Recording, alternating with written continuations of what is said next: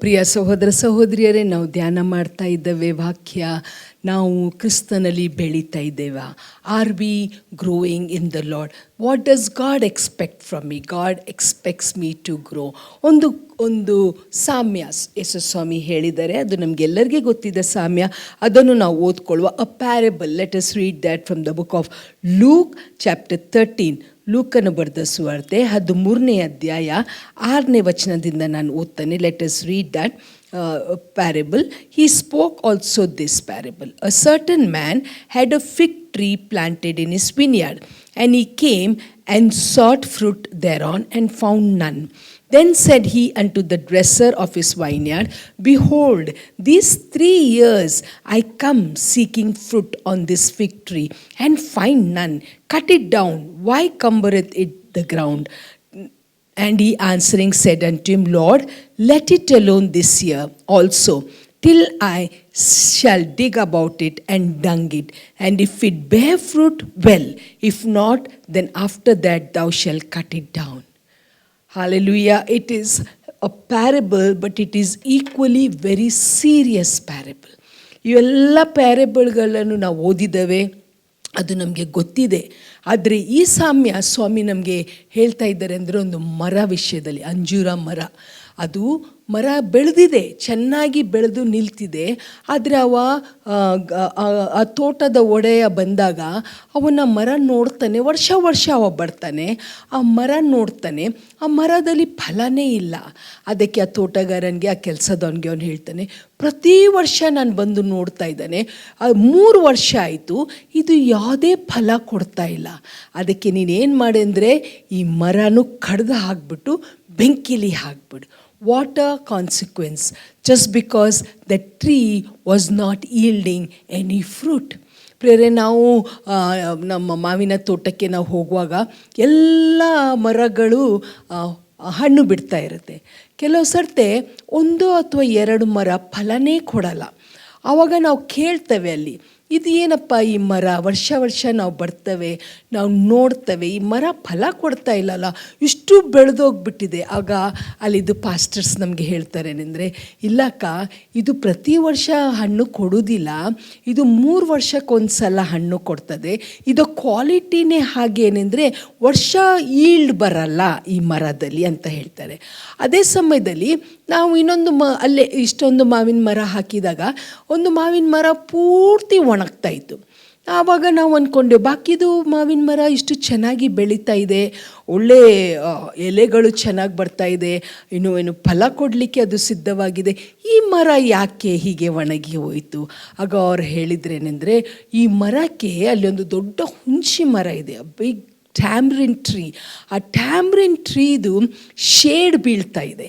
ಆ ಶೇಡು ಈ ಮ್ಯಾಂಗೋದು ಸಣ್ಣ ಪ್ಲ್ಯಾಂಟ್ ಮೇಲೆ ಬಿದ್ದ ಕಾರಣ ದ ಶೇಡ್ ಈಸ್ ಆ ನೆರಳು ಏನು ಮಾಡ್ತಾ ಇದೆ ಅಂದರೆ ಈ ಒಂದು ಸಸಿಗೆ, ಮಾವಿನ ಸಸಿಗೆ ಬೆಳೀಲಿಕ್ಕೆ ಯಾವುದೇ ಒಂದು ಆಸ್ಪದ ಕೊಡ್ತಾ ಇಲ್ಲ.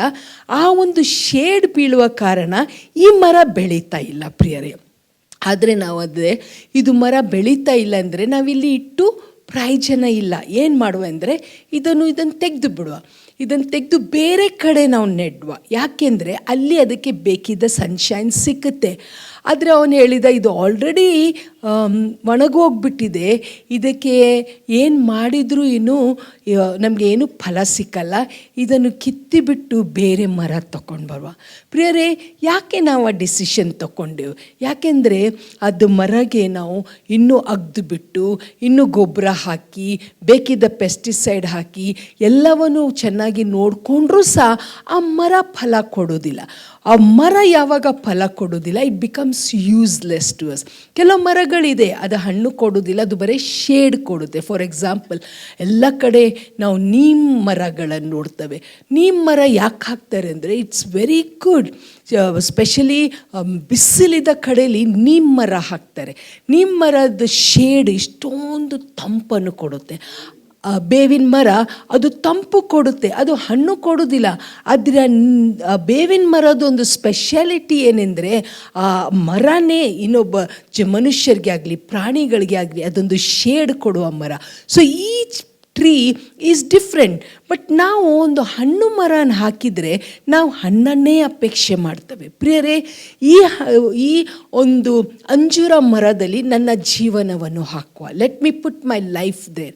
I have accepted the Lord years back. ಅನೇಕ ವರ್ಷಗಳ ಹಿಂದೆ ನಾನು ಯೇಸು ಸ್ವಾಮಿಯನ್ನು ಅಂಗೀಕಾರ ಮಾಡಿದ್ದೇನೆ. ಆದರೆ ಇವತ್ತಿಗೂ ನನ್ನ ಜೀವನದಲ್ಲಿ ಯಾವುದೇ ಫಲ ಕೊಟ್ಟಿಲ್ಲ. ಇನ್ನೊಬ್ಬರ ವಿಷಯದಲ್ಲಿ ಕೆಟ್ಟದನ್ನೇ ಯೋಚನೆ ಮಾಡೋದು, ಅಹಂಕಾರ ಇದೆ, ಹೊಟ್ಟೆ ಕಿಚ್ಚು ಇದೆ, ಗಾಸಿಪ್ ಇದೆ, ಆ್ಯಂಗರ್ ಇದೆ, ಬಿಟರ್ನೆಸ್ ಇದೆ, ಅನ್ಫಾರ್ಗಿವ್ನೆಸ್ ಇದೆ, ಸ್ಟಿಂಜಿನೆಸ್ ಇದೆ, ಫೇತ್ಲೆಸ್ನೆಸ್ ಇದೆ. ಇವೆಲ್ಲ ಸಂಗತಿಗಳು ನನ್ನ ಒಳಗಿದೆ. ಸ್ವಾಮಿ ನನ್ನನ್ನು ನೋಡ್ತಾನೇ ಇದ್ದಾರೆ. ಇವಳು ನನಗೆ ಆಶೀರ್ವಾದಕ್ಕೆ ಪ್ರಾರ್ಥನೆ ಮಾಡ್ತಾ ಇದ್ದಾಳೆ, ಇವಳು ಬ್ರೇಕ್ ಥ್ರೂಗೆ ಪ್ರಾರ್ಥನೆ ಮಾಡ್ತಾ ಇದ್ದಾಳೆ, ಇವಳು ರೋಗ ವಾಸಿಗೆ ಪ್ರಾರ್ಥನೆ ಮಾಡ್ತಾ ಇದ್ದಾಳೆ, ಇವಳು ಏಳಿಗೆಗೆ ಪ್ರಾರ್ಥನೆ ಮಾಡ್ತಾ ಇದ್ದಾಳೆ. ನಾನು ಆಶೀರ್ವಾದ ಮಾಡ್ತಾನೇ ಇದ್ದಾನೆ. ಆದರೆ ಇವಳು ಯಾವ ಫಲ ಕೊಡ್ತಾ ಇಲ್ಲ. ಅವಳಿಗೆ ಇಷ್ಟು ಆಶೀರ್ವಾದ ಮಾಡಿದರೆ ಇನ್ನೂ ಆಸೆ ಜಾಸ್ತಿ ಆಗ್ತಾ ಇದೆ. ಇವಳಿಗೆ ಇಷ್ಟು ಆಶೀರ್ವಾದ ಮಾಡಿದರೆ ಇನ್ನೂ ಬೇರೆಯವರ ಮೇಲೆ ಹೊಟ್ಟೆ ಕಿಚ್ಚು ಪಡ್ತಾ ಇದ್ದಾರೆ. ಸ್ವಾಮಿ ನೋಡ್ತಾನೇ ಇದ್ದಾರೆ. ಪ್ರಿಯರೇ, ಒಂದು ಸಮಯ ಬರುತ್ತೆ, ಸ್ವಾಮಿ ನಮ್ಮ ಜೀವನದಲ್ಲಿ ಏನು ಆ್ಯಕ್ಷನ್ ತಗೊಳ್ತಾರೆ ನಮಗೆ ಗೊತ್ತಿಲ್ಲ, ಏನನ್ನು ಮಾಡ್ತಾರೆ ಅಂತ ಗೊತ್ತಿಲ್ಲ, ಯಾಕೆಂದರೆ ನಾವು ಫಲ ಕೊಟ್ಟಿಲ್ಲ. ಅದೇ ರೀತಿಯಲ್ಲಿ ಒಂದು ಸಭೆಯಲ್ಲಿ ಸ್ವಾಮಿ ನಮಗೆ ಒಂದು ಸಭೆಯಲ್ಲಿ ಇಡ್ತಾರೆ. ಸಭೆ ಒಂದು ತೋಟ ತಗೊಳ್ರಿ. ಈ ಒಂದು ತೋಟದಲ್ಲಿ ದೇವರು ನಮ್ಮನ್ನು, ಯೇಸು ಸ್ವಾಮಿ ನಮ್ಮನ್ನು ಆ ಸಭೆಯಲ್ಲಿ ಒಂದು ಮೆಂಬರ್ ಆಗಿ ಇಡ್ತಾರೆ. ಆ ಸಭೆ ಬೆಳೀತಾ ಇರುತ್ತೆ, ಆ ಸಭೆಯಲ್ಲಿ ವಾಕ್ಯ ಕೊಡ್ತಾ ಇದ್ದಾರೆ, ಆ ಸಭೆಯಲ್ಲಿ ಅನೇಕ ಕೃತ್ಯಗಳು ನಡೀತಾ ಇದ್ದಾರೆ. ನಾವು ಆ ಸಭೆಯಲ್ಲಿ ಇದ್ಕೊಂಡು ಆ ಸಭೆಯಲ್ಲಿ ಯಾವುದೇ ಫಲ ಕೊಡ್ತಾ ಇಲ್ಲ. ನಮ್ಮ ಸ್ವಾಮಿ ಒಂದು ಕೆಲಸ ಮಾಡ್ತಾರೇನೆಂದರೆ, ಯಾವ ಕೊಂಬೆ ಫಲ ಕೊಡ್ತಾ ಇಲ್ಲವೋ ಆ ಕೊಂಬೆಯನ್ನು ಕಟ್ ಮಾಡ್ತಾರೆ. ಇಷ್ಟೋ ಸಮಯ ನಾವು ನೋಡ್ತೇವೆ, ಭಾಳ ವರ್ಷದಿಂದ ಒಂದು ಕುಟುಂಬ ಸಭೆಗೆ ಬರ್ತಾ ಇರ್ತಾರೆ.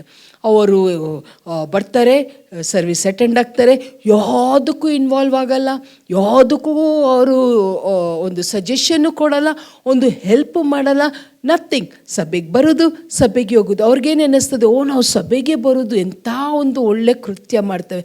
ಆದರೆ ಸಭೆಗೂ ಅವರ ಆಶೀರ್ವಾದ ಇಲ್ಲ, ಅವರ ಪರ್ಸನಲ್ ಜೀವನದಲ್ಲಿನೂ ಏನೂ ಬದಲಾವಣೆ ಇಲ್ಲ. ನೀವು ನೋಡಿರ್ಬೋದು, there are few people who know the Bible, they memorize the Bible from Genesis to Revelation. ಯಾವುದೇ ವಾಕ್ಯ ಕೇಳ್ರಿ, ಪಟ್ಟಂತ ಅವ್ರು ಹೇಳ್ತಾರೆ. ಆದರೆ ಜೀವನ, life, God is not expecting anything. He is expecting growth in my life. When the small plant, when the seed falls into the ground, when it germinates, when the plant starts growing and there is growth and it grows and it bears flowers, then it bears fruit.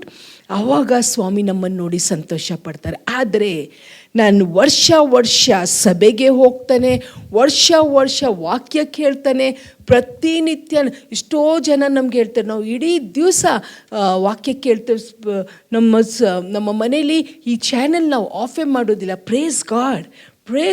ಪ್ರಿಯರೇ, ಯಾರಿಗೆ ಹೆಚ್ಚು ಕೊಡಲ್ಪಡ್ತವೋ ಅವರಿಂದ ಹೆಚ್ಚು ಕೇಳಲ್ಪಡ್ತವೆ. We are accountable. ಈ generation ನಾವೇನಿದ್ದೇವಲ್ಲ, we are accountable because we have been hearing the word of God so much. Is there any fruit? ಪ್ರಿಯರೇ, ನಾವಿವತ್ತು ಬಹಳ ಗಂಭೀರತೆಯಿಂದ let us take it very seriously. My God is a God who blesses, but at the same time if I don't yield fruit, ನಾನು ಯಾವುದೇ ಫಲ ಕೊಡದೇ ಇದ್ದರೆ ನನ್ನನ್ನು ಕತ್ತರಿಸಿ ಬಿಡ್ತಾರೆ. ನಾವು ಅಂದ್ಕೊಳ್ತೇವೆ, ಅಯ್ಯೋ ಈ ಕುಟುಂಬ ಇಷ್ಟೋ ವರ್ಷದಿಂದ ಸಭೆಗೆ ಬರ್ತಾ ಇದ್ರಲ್ಲ, ಯಾಕೆ ಅಂದರೆ the lord also gave them enough years. ಬಹಳ ವರ್ಷ ಸ್ವಾಮಿ ಅವ್ರಿಗೋಸ್ಕರ ಕಾದರು. ಅವ್ರು ಬದಲಾವಣೆ ಆಗ್ತಾರೆ. ಆ ತೋಟಗಾರ ಹೇಳಿದಂಗೆ, ಸ್ವಲ್ಪ ಸಮಯ ಕೊಡಿ ದನಿ, ನಾನು ಇದಕ್ಕೆ ಮತ್ತೊಮ್ಮೆ ಮೆನ್ಯೂರ್ ಹಾಕ್ತಾನೆ, ಮತ್ತೆ ಇದಕ್ಕೆ ಅಗೀತಾನೆ, ಇದಕ್ಕೆ ಮತ್ತೆ ನಾನು ಸ್ವಲ್ಪ ಎಕ್ಸ್ಟ್ರಾ ಕೇರ್ ತಗೊಳ್ತಾನೆ, ಬರುವ ವರ್ಷ ಇದು ಫಲ ಕೊಡ್ಬೋದು. ಅದೇ ರೀತಿಯಲ್ಲಿ ಯೇಸು ಸ್ವಾಮಿ ಪವಿತ್ರಾತ್ಮ ಹೇಳ್ತಾರೆ, ಇದಕ್ಕೆ ಇನ್ನೂ ಸಮಯ ಕೊಡ್ರಿ ಅಂತ. ಆದರೆ ಒಂದು ಸಮಯ ಬರುತ್ತೆ where God has to prune us, where God has to uproot us. ಅದು ಆಗೋಕ್ಕಿಂತ ಮುಂಚೆ ಪ್ರಿಯರೇ, let us set a heart right, let us grow, let us change. ಇನ್ನೊಂದು ಸಂಗತಿ ನಾವು ನೋಡಬೇಕೇನೆಂದರೆ, ನಾನು ಬದಲಾವಣೆ ಆಗ್ತಾ ಇದ್ದಾನೆ ಅಥವಾ ನಾನು ಬೆಳೀತಾ ಇದ್ದಾನೆ, ಇದಕ್ಕೆ ಯಾವ ಒಂದು ಚಿಹ್ನೆ ಇದೆ? What is the sign of me that I am growing? ಮೊದಲನೇ ಕೊರಿಂಥ 13ನೇ ಅಧ್ಯಾಯ, let's read that verse. 1 Corinthians chapter 13, 1 Corinthians chapter 13 and verse 11. ಏನು ಹೇಳುತ್ತೆ ದೇವರ ವಾಕ್ಯ? When I was a child, I spoke as a child, I understood as a child, I thought as a child, but when I became a man, I put away childish things. ಇನ್ನೊಂದು ಸರ್ತಿ ಓದ್ತಾರೆ, ದಯಮಾಡಿ ಕನ್ನಡದಲ್ಲಿ ನಿಮ್ಮ ಬೈಬಲ್ಗಳನ್ನು ತಗೊಂಡು ಹೋದ್ರಿ. It's a beautiful verse. It says 1 Corinthians chapter 13 and verse 11, when I was a child, I spoke as a child, I understood as a child, I thought as a child, but when I became a man, I put away childish things. I put away childish things. ಪೌಲ ಏನು ಬರೀತಾರೇನೆಂದರೆ, ಅವ್ರು ಚಿಕ್ಕವ್ರು ಇರಬೇಕಾದ್ರೆ ಅವ್ರು ಚಿಕ್ಕವ್ರ ಥರನೇ ವ್ಯವಹಾರ ಮಾಡ್ತಾಯಿದ್ರು. ಈಗ ನನ್ನ ಮೊಮ್ಮಕ್ಕಳಿದ್ದಾರೆ, 3 ಮಂದಿ ಇದ್ದಾರೆ. ಒಬ್ಬನು 7 ವರ್ಷದವ, ಅವನ ಒಂದು ಮಾತು, ಅವನು ಮಾಡುವ ಸಂಗತಿಗಳು ಸ್ವಲ್ಪ ಮೆಚ್ಯೂರಾಗಿ ಮಾತಾಡ್ತಾನೆ, ಸ್ವಲ್ಪ ಮೆಚ್ಯೂರಾಗಿ ಎಲ್ಲವನ್ನೂ ಅರ್ಥ ಮಾಡ್ಕೊಳ್ತಾನೆ. 2ನೇದವ, ಅವನು 4 ವರ್ಷದವ, ಅವನು ಮಾತಾಡ್ತಾನೆ, ಅವನು ಇಂಡಿಪೆಂಡೆಂಟ್ ಆಗಿದ್ದಾನೆ, ರೆಸ್ಟ್ ರೂಮ್ಗೆ ಹೋಗ್ತಾನೆ, ಕೈಯಲ್ಲಿ ಊಟ ಮಾಡ್ತಾನೆ. He is growing. The first one, he is also growing. he is becoming more mature. Alphabets ಓದ್ತಾನೆ, ಸ್ಕೂಲ್ಗೆ ಹೋಗ್ತಾನೆ, ಕನ್ನಡ ಓದಲಿಕ್ಕೆ ಪ್ರಾರಂಭ ಮಾಡಿದ್ದಾನೆ. Lot of growth in him, lot of changes in him. ಅದೇ ಇದು 2ನೇದವ, who is 4 years old, he is not as 7 year old. ಯಾಕೆಂದರೆ ಇವನು 4 ವರ್ಷದವ. ಇವನು ಈಗ ಬೆಳೀತಾ ಇದ್ದಾನೆ, ಸ್ವಲ್ಪ ಅಲ್ಫಾಬೆಟ್ಸ್ ಬರೀಲಿಕ್ಕೆ ಕಲಿತಾ ಇದ್ದಾನೆ, ಸ್ವಲ್ಪ ಇಂಡಿಪೆಂಡೆಂಟಾಗಿ ಮೂವ್ ಆಗ್ತಾ ಇದ್ದಾನೆ, ತನ್ನ ಕೈಯಿಂದ ಊಟ ಮಾಡ್ತಾನೆ, ತಂದೆ ತಾಯಿಯನ್ನು ಬಿಟ್ಟು ಇಡ್ತಾನೆ. ಅದೇ ಇನ್ನೊಬ್ಬ ಇದ್ದಾನೆ, who is just 1 year old. ಆ 1 year oldಗೆ ಆ 7 years oldಗೆ ತುಂಬ ಡಿಫ್ರೆನ್ಸ್ ಇದೆ. This 1 year old is completely depending on us. ಅವನಿಗೆ ಟೈಮ್ ಸೇರಿ ನಾವು ಊಟ ಕೊಡಬೇಕು, ಅವನ ಡೈಪರ್ಸ್ ಚೇಂಜ್ ಮಾಡಬೇಕು, ಅವನಿಗೆ ಸ್ನಾನ ಹಾಕಬೇಕು, ಅವನಿಗೆ ಹಾಲು ಕುಡಿಸಬೇಕು, ಅವನಿಗೆ ಇನ್ನೂ ಅಂಥ ಗಟ್ಟಿ ಪದಾರ್ಥ ಕೊಡಲಿಕ್ಕೆ ಆಗಲ್ಲ. ಪ್ರಿಯರೇ, ಈ 3 ಕ್ಯಾಟಗರಿದಲ್ಲಿ we are seeing growth. 1 year is not yet grown so much, 4 year has grown little bit, ಅದಕ್ಕಿಂತ ಹೆಚ್ಚು 7 year old has grown more. ಆದರೆ ಇವತ್ತು ನಾನು ಬಿಲೀವರ್ ಆಗಿ, if I am 1 year old, I am just drinking milk, I am drinking ಎಲ್ಲ ಆಹಾರವನ್ನು ನಾವು ಮಿಕ್ಸಿಲಿ ಹಾಕಿ soft ಮಾಡಿ ಕೊಡ್ತೇವೆ. ಯಾಕೆಂದರೆ ಅವ್ರಿಗೆ ಕಚ್ಚಲಿಕ್ಕೆ ಆಗಲ್ಲ, ಅವ್ರಿಗೆ ಅರ್ಥ ಆಗಲ್ಲ. ಅದೇ 4 year oldಗೆ ಇನ್ನೂ ಇಷ್ಟೊಂದು ಒಳ್ಳೆಯ ಆಹಾರವನ್ನು ನಾವು ತಿನ್ನಿಸ್ತೇವೆ, because is able to digest it. ಅದೇ 7 year oldಗೆ ಇನ್ನೂ ಹೆಚ್ಚಾಗಿ ಮಾಡ್ತೇವೆ. ಇವತ್ತು ನಾನು ಬಿಲೀವರ್ ಆಗಿ 7 year old ಇದ್ದಾನ, ಅಥವಾ 4 year old ಇದ್ದಾನ, ಅಥವಾ 1 year old ಇದ್ದಾನ. ನಾನು 7 year old ಆಗಿನೂ ನಾನು 1 year old ಥರ ನಾನು ಬಿಹೇವ್ ಮಾಡಿದರೆ ನನ್ನಲ್ಲಿ ಬೆಳವಣಿಗೆ ಎಲ್ಲಿ ಇದೆ? ಪೌಲ ಏನು ಹೇಳ್ತಾರೆ ಅಂದರೆ, ನನ್ನ ಚಿಕ್ಕ ಮಗು ಇರಬೇಕಾದ್ರೆ I thought like a child. ಈಗ ಅವರು 1 year old thinking is very different. ಅವ್ರ ಅಮ್ಮ ಏನಾದರೂ ಅವನನ್ನು ಬಿಟ್ಟು ಹೋದರೆ ಈ ಸ್ಟಾರ್ಟ್ಸ್ ಕ್ರೈಂಗ್. ಅದೇ ಆ 4 year old doesn't bother. The 7 year old doesn't care. ಈ says, oh mamma will go and shall come back. There is a lot of difference in their thinking, lot of difference in their action. ಈ ಸಣ್ಣವನಿಗೆ ನಾವು ಬಾಯ್ ಹೇಳು, ಟಾಟಾ ಹೇಳು, ಅದೇ ನಾವು 7 ವರ್ಷದವನಿಗೆ ಹೇಳೋದಿಲ್ಲ. ಪ್ರಿಯರೇ, ಸ್ಪಿರಿಚುವಲ್ ಗ್ರೋತ್ ಬಂದಾಗ why aren't we growing? We are still like child. ಒಬ್ಬರು ಭಾನುವಾರ ನಮಗೆ ವಿಶ್ ಮಾಡೋದೇ ಇದ್ದರೆ, ಒಬ್ಬರು ನಮಗೆ ಥ್ಯಾಂಕ್ ಯು ಹೇಳೋದೇ ಇದ್ದರೆ, ಒಬ್ಬರು ನಮಗೆ ಎದ್ದು ನಿಲ್ತು ಪ್ರೇಸ್ ದ ಲಾರ್ಡ್ ಹೇಳಲಿಲ್ಲ ಇದ್ದರೆ, we get so offended. We behave like a 1 year old child. ನಮ್ಮಲ್ಲಿ ಬೆಳವಣಿಗೆ ಇದೆನಾ? ಅಥವಾ ಯಾರೋ ಏನೋ ಬೈ ಮಿಸ್ಟೇಕ್ ತಪ್ಪಾಗಿ ನಿಮಗೆ ಏನೋ ಒಂದು ಮಸ್ಕಿರಿ ಮಾಡಿದರು, ಏನೋ ನಿಮ್ಮ ವಿಷಯದಲ್ಲಿ ಜೋಕ್ ಮಾಡಿದರು. How do we take it? Oh, we are so offended. ನಮಗೆ ಎಷ್ಟು ಬೇಸರ ಆಗುತ್ತೆ. ನಾವು ಪಾಸ್ಟ್ರ್ ಹತ್ರ ಹೋಗಿ ಹೇಳ್ತೇವೆ, ಪಾಸ್ಟ್ರೇ ಇವರು ಹೇಗೆ ಮಾತಾಡ್ತಾರೆ ನೋಡ್ರಿ. Do we have the patience to tolerate them? Do we tolerate those kind of people? ಅದು ನಮಗೆ ಆಗಲ್ಲ. ಹೋಗಲಿ, ಕೆಲವ್ರು ಚರ್ಚ್ಗೆ ಬರ್ತಾರೆ, ಅವ್ರದ್ದೇ ಪರ್ಟಿಕ್ಯುಲರ್ ಸೀಟ್ ಇರುತ್ತೆ. ಚರ್ಚ್ ಫುಲ್ಲಿ ಪ್ಯಾಕ್ ಆಗಿರ್ತದೆ. ಅವ್ರದ್ದು ನೆಕ್ಸ್ಟ್ ಚೇರ್ ಖಾಲಿ ಇರುತ್ತೆ.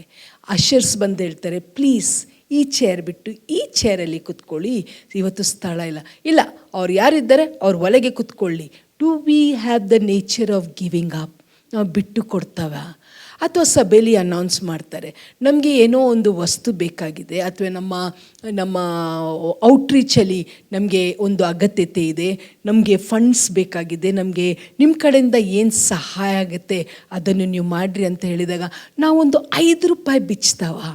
Do we give 10 rupees for ministry? ಕೆಲವರನ್ನು ನಾನು ನೋಡಿದ್ದಾನೆ ಪ್ರಿಯರೇ, ಅವ್ರು ತೈತ್ ಹಾಕ್ತಾರೆ, exactly same amount of tithe, ಅದಕ್ಕೆ ₹10 ಆ್ಯಡ್ ಮಾಡ್ತಾರೆ. ₹10 ಇಸ್ ದೇರ್ ಆಫರಿಂಗ್. ಆ ದಿನದಿಂದ ಈ ದಿನವರೆಗೆ ಮೈ offering is ₹10. I am not grown in that. I am still a child. But Paul says that we have to grow. Now, when I was a child, I thought like a child. But now I don't think like a child. I think like a man. ಪ್ರಿಯರೇ, ನನ್ನನ್ನು ನಾನೇ ಪರೀಕ್ಷೆ ಮಾಡಿಕೊಂಡು ನೋಡುವ. ಇನ್ನೊಂದು ವಚನ ದೇವರ ವಾಕ್ಯದಲ್ಲಿ ನಾವು ಓದ್ಕೊಳ್ಳುವ. ಲೆಟಸ್ ನಾವು ಇನ್ನೊಂದು ವಚನ ನಾವು ದೇವರ ವಾಕ್ಯದಲ್ಲಿ ನಾವು ನೋಡ್ತೇವೆ. ಮತ್ತಾಯ 4:4 ಏನು ಹೇಳುತ್ತೆ ಅಂದರೆ, ಮನುಷ್ಯರು ರೊಟ್ಟಿ ತಿಂದ ಮಾತ್ರ ಬದುಕುವುದಿಲ್ಲ, ದೇವರ ವಾಕ್ಯದಿಂದ ನಾವು ಬದುಕ್ತೇವೆ. ನಾವು ಯಾವಾಗ ಬೆಳೀತವೋ, ವೆನ್ ವಿ ಸ್ಟಾರ್ಟ್ ಗ್ರೋಯಿಂಗ್, ನಮಗೆ ಭಯ ಇದ್ದ ಕಡೆಯಲ್ಲಿ ನಮಗೆ ನಂಬಿಕೆ ಬರುತ್ತೆ, ವೀಕ್ನೆಸ್ ಇದ್ದ ಕಡೆಯಲ್ಲಿ ನಮಗೆ ಸ್ಟ್ರೆಂತ್ ಬರುತ್ತೆ. ದೇವರು ನಮ್ಮ ಆಧಾರ ಸ್ತಂಭ ಆಗ್ತಾರೆ. ನಾವು ಯಾವಾಗ ಬೆಳೀತವೋ we trust the Lord in everything. ಎಂಥದೇ ಒಂದು ಸಿಚುವೇಶನ್ ಬಂದರೂ, if I am grown in the Lord, ನಾನು ಬೆಳೆದಿದ್ರೆ I will say with I can do all things through Christ Jesus who strengthens me. ನಾನು ದೇವರಲ್ಲಿ ಬೆಳೆದಿದ್ರೆ ನಾನು ಹೇಳ್ತೇನೆ, ಆತನ ಬಾಸುಂಡೆಗಳಿಂದ ನನಗೆ ಗುಣವಾಗಿದೆ. ನಾನು ದೇವರಲ್ಲಿ ಬೆಳೆದಿದ್ರೆ ನಾನು ಹೇಳ್ತೇನೆ, ನನ್ನ ದೇವರು ನನ್ನ ಎಲ್ಲ ಅಗತ್ಯತೆಗಳನ್ನು ಪೂರೈಸ್ತಾರೆ. ನಾನು ದೇವರಲ್ಲಿ ಬೆಳೆದಿದ್ದರೆ ನಾನು ಹೇಳ್ತಾನೆ that if god be for us, who can be against us? If I am grown in the Lord, I will say, the Lord is my shepherd, I shall not want.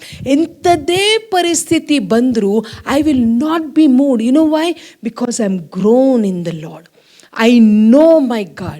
He is my provider. He is my healer. ಅದೇ 20 ವರ್ಷದಿಂದ 30 ವರ್ಷದಿಂದ ಕೆಲವರು ಹುಟ್ಟಿದಿಂದ ಸಭೆಗೆ ಹೋಗ್ತಾರೆ. ಒಂದು ಸಣ್ಣ ಸಮಸ್ಯೆ ಬಂದರೆ they are shattered. They are shattered. They run from pillar to post. They run from this hospital to that hospital. They run from this servant of God to that servant of God. ಯಾಕೆ ಗೊತ್ತಾ? I am not grown. ನಾನು ಬೆಳೆದಿಲ್ಲ. ನನ್ನ spiritual ಲೈಫಲ್ಲಿ ನಾನು ಬೆಳೆದಿದ್ರೆ, if I have experienced God in my life, if I know who my God is, if I have walked with him, if I have seen his goodness in my life, if I have seen the miracle working power of God in my life, I will stand strong. I will stand strong. I have to change. ನಾನು ಬದಲಾವಣೆ ಆಗಲೇಬೇಕು. ನಮಗೆ ಒಂದು ಸ್ವಭಾವ ಇದೆ ಪ್ರಿಯರೇ.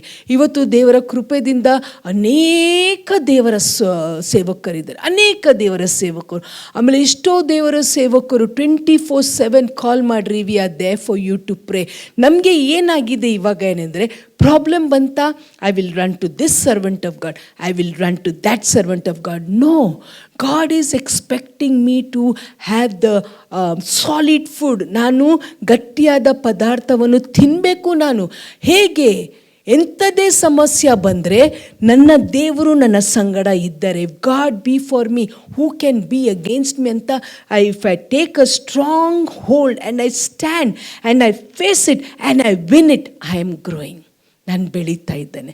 ಆ pastor prayer ಮಾಡಿದ್ರು, ಈ ಪಾಸ್ಟ್ರು ಪ್ರೇಯರ್ ಮಾಡಿದ್ರು. ಆಮೇಲೆ ಏನು ಹೇಳ್ತೇವೆ, ಆ ಪಾಸ್ಟ್ರಿಗೆ ಪವರ್ಫುಲ್ ಇಲ್ಲ, ಅವರ ಹತ್ರ ಪ್ರೇಯರ್ ಮಾಡಿಸ್ಕೊಂಡೆ ಏನೂ ಆಗಿಲ್ಲ. No problem. ಯಾಕಾಗಿಲ್ಲ? ಯಾಕೆಂದರೆ God is expecting me to pray, God is expecting me to stand against the works of the devil, God is expecting me to see a miracle. ಅದ ಬದಲಿ if I am going from pillar and post for prayer ನಾನು ಯಾವಾಗ ಬೆಳೆಯೋದು? ನಮ್ಮ ಸಭೆಯಲ್ಲಿ pastor ಒಂದು ಜನರಿಗೆ ಎಲ್ಲರಿಗೆ ಹೇಳಿದ್ದಾರೆ ಏನೆಂದರೆ, ನಿಮಗೆ ಸಮಸ್ಯೆ ಇದೆನಾ, ನೀವು ಪ್ರಾರ್ಥನೆ ಮಾಡಿರಿ, ಯು ಬಿಕಮ್ ಇಂಡಿಪೆಂಡೆಂಟ್. ನಾವು ಇವಾಗ ಹೇಗೆ ಆಗಿರಬೇಕೆಂದರೆ, ಇನ್ನೊಬ್ಬರಿಗೆ ನಾವು ಪ್ರಾರ್ಥನೆ ಮಾಡಲಿಕ್ಕೆ ಆ ಮೆಚ್ಯೂರಿಟಿ ನಮಗೆ ಬರಬೇಕು. ಇನ್ನೊಬ್ಬರು ನಮ್ಮ ಹತ್ರ ಪ್ರಾರ್ಥನೆಗೆ ಬಂದರೆ ಪಾಸ್ಟರ್ ಹತ್ರ ಹೋಗಿ ಅಂತ ನಾವು ಕಲಿಸೋದಲ್ಲ. ನಮಗೆ ಯೇಸು ಸ್ವಾಮಿ ಕೊಟ್ಟ ಅಧಿಕಾರದಿಂದ ನಾವು ಪ್ರಾರ್ಥನೆ ಮಾಡ್ತೇವೆ, ಅಲ್ಲಿ ಅದ್ಭುತ ಕಾರ್ಯ ಆಗುತ್ತೆ.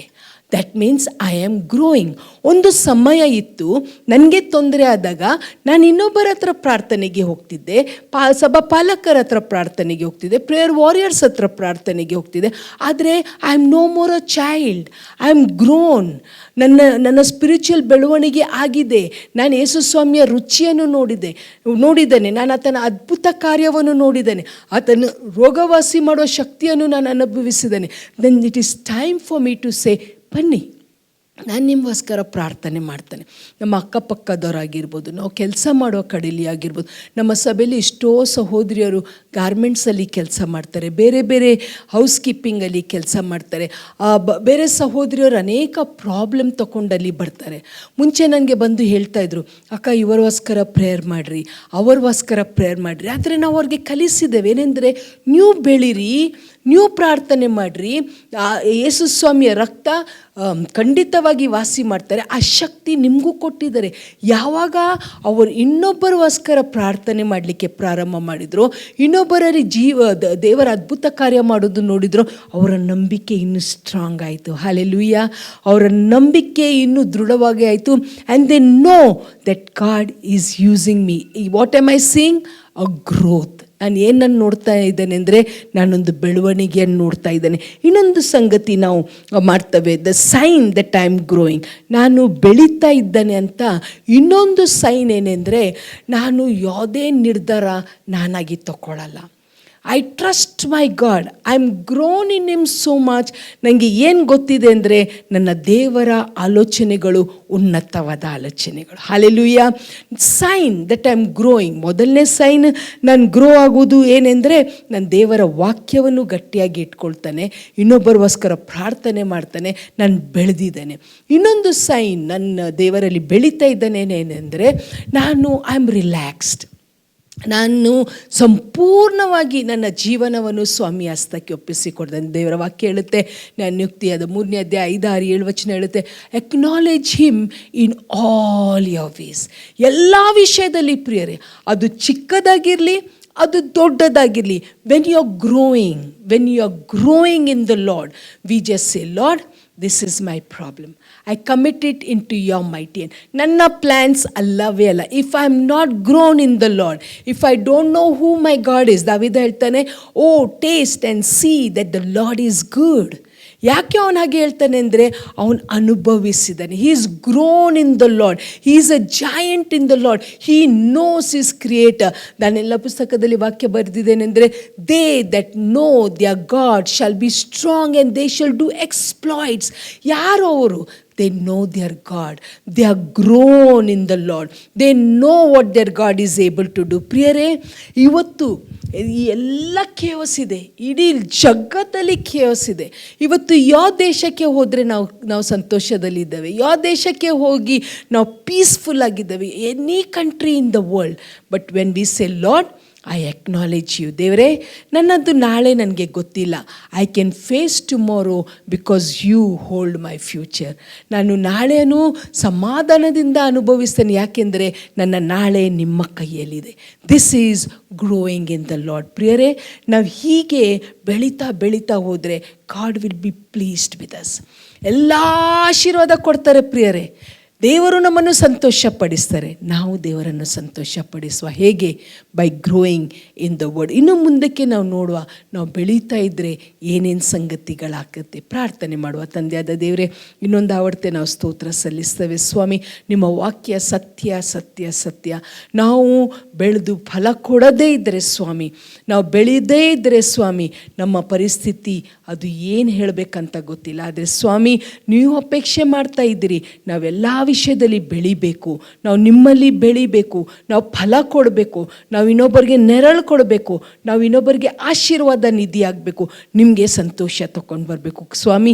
ಈ ವಾಕ್ಯ ನನ್ನ ಹತ್ರ ಮಾತಾಡಿದೆ, ಈ ಪ್ರೋಗ್ರಾಮ್ ನೋಡುವ ಪ್ರತಿಯೊಬ್ಬರ ಹತ್ರ ಮಾತಾಡಿ, ಹೌದು, ನಾನು ಬೆಳಿಬೇಕು, ನಾನು ದೇವರಿಗೆ ಸಂತೋಷ ತಗೊಂಡು ಬರುವ ಮಗಳಾಗಬೇಕು, ನನ್ನ ಮೂಲಕ ದೇವರಿಗೆ ಮಹಿಮೆ ಆಗಬೇಕು, ನನ್ನ ಮೂಲಕ ಅನೇಕರಿಗೆ ಆಶೀರ್ವಾದ ಆಗಬೇಕು. ಈ ಒಂದು ತೀರ್ಮಾನ ತೀರ್ಮಾನದಿಂದ ಸ್ವಾಮಿ ನಮ್ಮ ಈ ವರ್ಷವನ್ನು ನಾವು ಮುಂದೆ ಸಾಕೊಂಡು ಹೋಗುವಂಗೆ ನಮಗೆ ಕೃಪೆ ಕೊಟ್ಟು ನಡೆಸಬೇಕಂತ ಯೇಸು ನಾಮದಲ್ಲಿ ಪ್ರಾರ್ಥಿಸಿ ಬೇಡಿ ಹೊಂದಿದ್ದೇವೆ ತಂದೆ. ಆಮೇನ್.